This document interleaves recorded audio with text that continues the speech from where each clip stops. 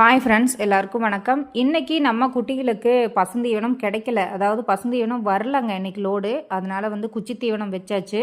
Pellets ஒரு time வைக்கிறனால ஒன்றும் பிரச்சனை ஆகிடாதுங்க. அதுவே கண்டினியூவாக வைக்கக்கூடாது. சில பேர் முயல் வளர்க்க வாங்கிட்டு போகிறீங்க. ஆனால் என்ன வேணால் கொடுத்து வளர்க்கலாம் அப்படிங்கிறது கிடையாதுங்க. அதாவது கிடைச்சது நம்ம காய்கறி வேஸ்ட்டு, முட்டைக்கோஸ் தலை அந்த மாதிரியெல்லாம் கொடுக்கலான்னு சொல்லி நினைக்கிறீங்க. பட் அதெல்லாம் தவறுங்க. இதுக்குன்னு சொல்லி தனியாக தீவன முறைகள் இருக்குது. என்னென்ன கொடுக்கணும் அப்படின்னு சொல்லிட்டு. அதாவது வேலி மசால், குதிரை மசால், பயிறு வகைகள், கோ4, கோ3, நேப்பியர் வகைகள், அந்த மாதிரி அருகம்புல் அந்த மாதிரி கொடுக்கலாங்க. பட் அது தவிர்த்து நாம் சாப்பிட்ற பொருளெல்லாம் முயலை கொடுக்கவே கூடாது. அதுக்கு டைஜஷன் ப்ராப்ளம் ஆகிறதுக்கு வாய்ப்பு இருக்குங்க. அதனால் முயலுக்கு என்ன வேணால் கொடுக்கலான்னு சொல்லிட்டு கொடுக்கக்கூடாது. அதுக்குன்னு தீவன முறைகள் இருக்குது. அதே மாதிரி மருந்தும் இருக்குங்க. என்னென்ன மருந்து எந்தெந்த டைமுக்கு கொடுக்கணும் அப்படிங்கிறது, அந்த மெடிசின் நம்ம தெரிஞ்சு வச்சுக்கணும். கரெக்டாக அந்த டைமுக்கு அது கொடுத்துடணும்.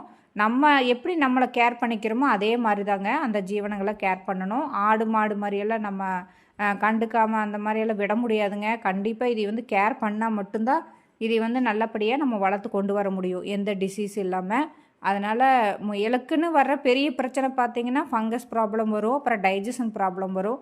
ஸோ அதெல்லாம் சரியாக வராமல் தடுக்கணுன்னா அது கண்டிப்பாக மெடிசின்ஸ் கொடுத்தே ஆகணும். அந்த மெடிசின்ஸ் என்னென்ன அப்படின்னு தெரிஞ்சுக்கணும். கண்டிப்பாக முயல் வளர்க்க போகிறவங்க கண்டிப்பாக தீவன மேலாண்மை, நோய் மேலாண்மை தெரிஞ்சுக்கிட்டு அதுக்கப்புறம் வாங்கிட்டு போய் வளர்த்துக்கோங்க.